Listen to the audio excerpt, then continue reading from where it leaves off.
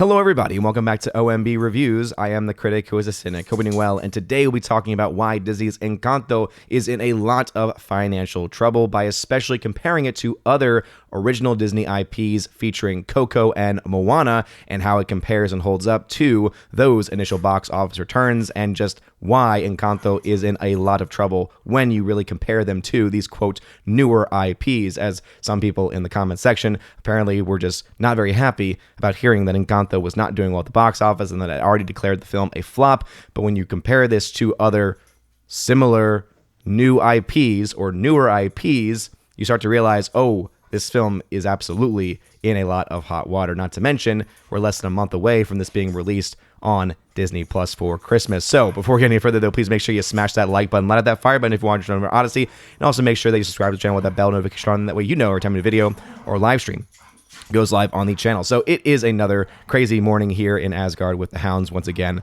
fighting each other, all in good fun. But of course, I also have and am dealing with my voice still being very, very trashy. So I do apologize for that. And thank you very much for your positive thoughts and prayers for the voice. Anyway, Encanto, as you can see, right, domestically, $40.5 million at this point, $29.3 million in the international marketplace, with a total of $69.8 million. Now, we have not had any Monday numbers that have been reported as of yet, so this number will definitely be a little higher, right into the 70s by the end of the day today. But it is still a very low number for any, not just Disney property, but especially Disney animated property as well. Not to mention a Disney property after an opening Thanksgiving or over the Thanksgiving box office frame. And I think it's very important for us to keep that in mind and compare this to other films that, again, some people have been trying to use as an excuse, saying, well, it's a newer IP. And so if you compare this to and think about other newer IPs, right, they had sequels, they did incredibly well. The issue is that when you compare this to the initial runs of the most recent original ideas from Disney, which are very rare these days, it seems, you start to realize that this film is in a lot of trouble. So let's go ahead and look at this comparison between two of the more recent, newer, original, I guess you could say, IPs of Moana and Coco. In comparison to Encanto, Moana and Coco, as you can see there, first Friday, Saturday, and Sunday numbers, this film barely makes half of what those films made. These numbers have been adjusted for inflation thanks to the handy-dandy calculator here over on thenumbers.com. And as you can see, Encanto made $11 million to Moana's $23 and Coco's $19 million on its first Friday, $9.7 to Moana's $22 and Coco's $18, and then $6.3 million to Moana's $14 and $13.7 million. So when you compare this to, quote, newer IPs, this film really does not hold up well at all. By the end of its opening weekend, Moana was at $86.9 million, Coco was at $74.4 million, and that was just in the domestic market. You then go on to see that these films had very successful box office runs, including both of the films crossing the $100 million mark domestically by the end of their second weekend. Encanto is not in a position at this point to reach that number or to get nearly close to that number by the end of its weekend. Now, it could have a strong hold. It could do very well domestically for all we know. But because this film is not doing as well, at least off the start and off the gate, compared to these other properties from Disney, it is not a good start. It is not a good, it's not a good place and position for this film to be in at this point, especially when you keep one thing in mind, and that is, oh, wait a minute, Moana and Coco both came out around the same time in their respective years, around the Thanksgiving time frame. So both of these films then are actually perfect comparisons, not only because are they newer IPs, but they also had similar release structures as well, coming out over the Thanksgiving frame. And as we can see here, for the opening weekend domestically, Moana's 59.9 and Coco's 51.8 to Encanto's 27.2 is abysmal. It is awful. It is one of the worst comparisons that I have seen to date. Now, some of you might be still saying, yeah, but, you know, pandemic. That's the other thing that I often hear a lot. And the movie that I keep on bringing up in response to that is, okay, well then why did Venom 2, Let There Be Carnage, make $10 million more than the original Venom did, if, again, pandemic is the only reason and the only excuse that you really have at this point? And I think it's still a very good and valid point to bring up. This film did better. This film actually made more money in its opening weekend. I will, of course, grant that the original Venom did end up making more domestically by the end of its run, but as you can see, this film, which is getting very close to the end of its run, is going to end pretty similar to and pretty close to the original box office run of the 2018 Venom film. And that was after that film got some pretty mixed reviews. Obviously, it got, slammed by critics, as both of these films have, but also even amongst some fans, there were some people said that they liked the character. There were some people said they didn't like the character. So what we see is actually these films are very similar and how they have been received, and so therefore the box office is also quite similar as well. It also shows that Venom 2 really didn't grow the audience very much from the original Venom, but the fact that it even kept up with the original Venom, I think, shows you that people are willing to go, at least domestically, because internationally is a whole other story, but at least domestically, people are willing to go out and see a movie. People are willing to go out and see these films if it is something that they deem is worth going to see, if they feel like it is worth dealing with going to a theater to go see in general. And so when we compare this to Venom 2, we see that laid out very clearly. Now, if one's going to talk about pandemic, the only place that makes any sense, that really holds any water, is absolutely in the international market, because as you can see, Venom 2 gets nowhere close to the original Venom's theatrical run domestic, or rather internationally. And again, a big part of that is because of the craziness that has existed in so many other countries outside the United States. The United States has its own issues, right? There's a ton of issues going on right now with how various states in our country have dealt with the pandemic, and again, some of the crazy lockdowns and measures that are being implemented. It's insane, but not nearly as insane as some of the other countries where we're seeing obviously huge numbers of people not going to movies that typically would have gone otherwise. And so that's why you're seeing such a massive drop off in that area. Really only one film this year, No Time to Die, has even gotten close to a number like this overseas, and No Time to Die was roughly around $600 million. So I think that goes to show you kind of the current state of the box office. So domestically, the argument really does not hold that much water, because we have films like Venom 2, which kind of, blow that out of the water completely. Whereas internationally, you do have an argument to be made there. But here's the issue with Encanto. Internationally, it has been released in already pretty much the big major markets in the foreign marketplace, right? It's been released in France, which is a powerhouse. Colombia, this is a film about a Colombian girl, $2.7 million there. The UK, obviously another major powerhouse there. South Korea usually gives some money. Italy, Russia, Spain, Mexico. Not very big in Spain or Mexico right now. Japan, Germany. So we've already had some of the major international countries get a release of this film, and in places where you think that this film would play a little bit better, since this movie obviously is pandering to Hispanic audiences, it actually really isn't doing that crazy, that well in comparison to other films. So again, we'll have to wait and see exactly what it's able to do, if it's able to have strong holdovers in these countries, and if it gets released in other countries and does well there too. But it's just, again, not looking very good, because this film is going to need to have a strong domestic release if it hopes to ever get close to breaking even, which just does not seem to be in the cards at this point, because of the fact, as I mentioned, not only is it just not going to reach the same levels as this one, again, it's half of what Moana and Coco are at this point in the same time in their initial runs, meaning let's just assume then that the half number stays the same. Let's assume that number remains consistent. That means that this film will make, $130 million, $115 to $130 million domestically by the end of its run. Okay.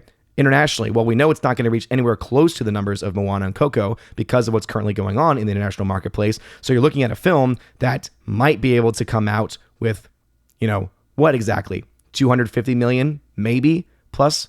And that, again, still would put it far off the mark of what it needs to actually be able to break even the box office, because the budget. And this has been the biggest Achilles heel of any Disney project thus far. The film cost, originally, it was reported as costing $120 million. There's now a new report saying that it costs, so this is from Variety, saying that the film cost around $150 million. So that means that the break-even number for this film is roughly between, so initially, right, I had the number from $120 million. That means the break-even is going to be somewhere between $300 million and $375 million. So if the budget was $150 million, the break-even would be $375, as we saw with the previous film that had that same budget. So this film needs to make $300 to $375 million worldwide just to break even before even causing any profits. So because this film is so far behind those other films domestically, because we know the international marketplace is screwed up right now, and that this film is just not going to do as well in the international market, because no film has been able to do really as well in the national marketplace. And we start to see that in comparison to other new, quote, IPs, which were both, again, Moana and Coco, were both deemed and geared towards specific audiences as well. Interestingly enough, especially Coco. Coco is probably one of the best examples of pandering in a lot of ways. there's just no way Encanto is going to get anywhere close to the $814 million of Coco. So Encanto is in deep financial trouble right now. It is not looking good for this film. And as hopefully I've laid out as clearly as possible the reasons why that is the case, this film is set to lose big. So of course, we'll wait for the second weekend to be able to do the official number crunching about what the expected box office projections are as far as what this film is expected to make by the end of its run, and also how much is going to expect it to either gain or lose. But at this point, especially now seeing this in comparison to Moana and Coco, I know, River, I know. I can't believe that people are still going to come into the comment section and defend the movie. And here's the thing too, I'm not saying the movie's bad. I have not seen the movie yet. I am talking pure box office numbers. I'm talking pure box office revenue. And so whether you like what I'm saying or not is irrelevant because the box office numbers are what they are. You know, facts don't care about your feelings, as someone once said. So Encanto, Moana, and Coco, I think, are great movies to compare to, and this is something that I will be keeping track of as the rest of Encanto's release comes out. But what are your thoughts? Do you think Encanto is going to be a massive hit in various countries, even though it's already come out in some of the biggest countries internationally at this point, as far as where box office typically comes from?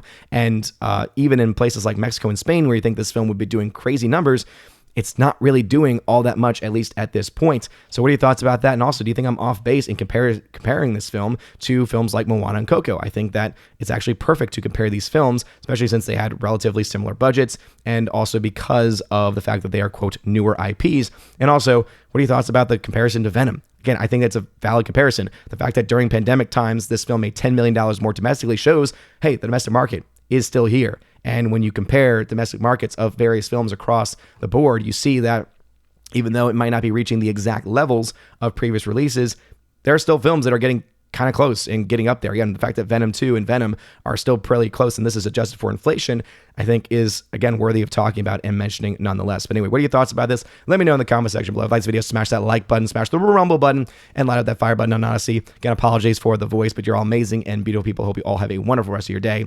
And as always, God bless.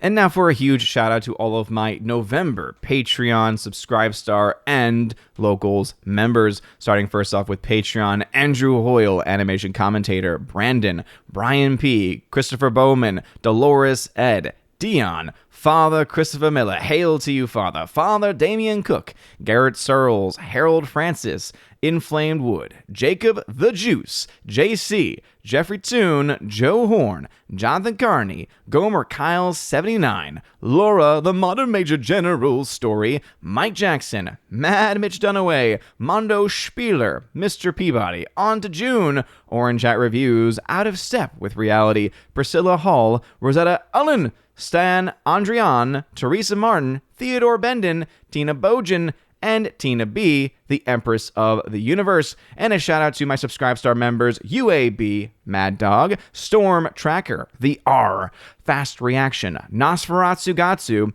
Stan 4, John B, Perpetual Punster, Mr. Roy, Glinzer, J, Alex McCarthy Jr., Dean Heiss / the new number 2, and J Rod, the Beer Guru, and of course, ZK Man. Thank you very much for supporting me over there. And to my 3 supporters over on locals.com, Kara Tharp, Bifford a Hobbit, and Robert Barnes. You guys are all amazing and beautiful people. And if you want your name shouted out at the end of every live stream and every video I do on the channel, check out that top link in the description below to find out how to sign up to the various levels that exist, including the most basic level where you get a shout out, the secondary level, the Army of Asgard, where you get that, plus access to a giveaways exclusive server where I give away things like 4Ks and Blu-rays and digital codes. All kinds of stuff, a lot of fun. You then also have the Keeper of the Bifrost level where you get all that stuff, plus access to an exclusive podcast that I do with John the Flick Pick Flickinger. You get to ask us questions, and you get also access to that and the entire library of podcast episodes that we have done. And then there is, of course, the Chosen of Valhalla level, where not only do you get all of that, but also in your first month, you get a t-shirt of your choice and sent to you anywhere in the world. Of course, just let me know your size and the color option that you want. It'll be sent to you that first month. And also, you get to be featured on the once a month Chosen of Valhalla live stream, where we have a ton of fun talking about movies and projects and all kinds of stuff. Pretty much anything that the Chosen wants to talk about is on the table. So if any of that sounds interesting to you, check out that top link. You're all amazing and beautiful people. Hope you all have a wonderful rest of your day. And as always, God bless.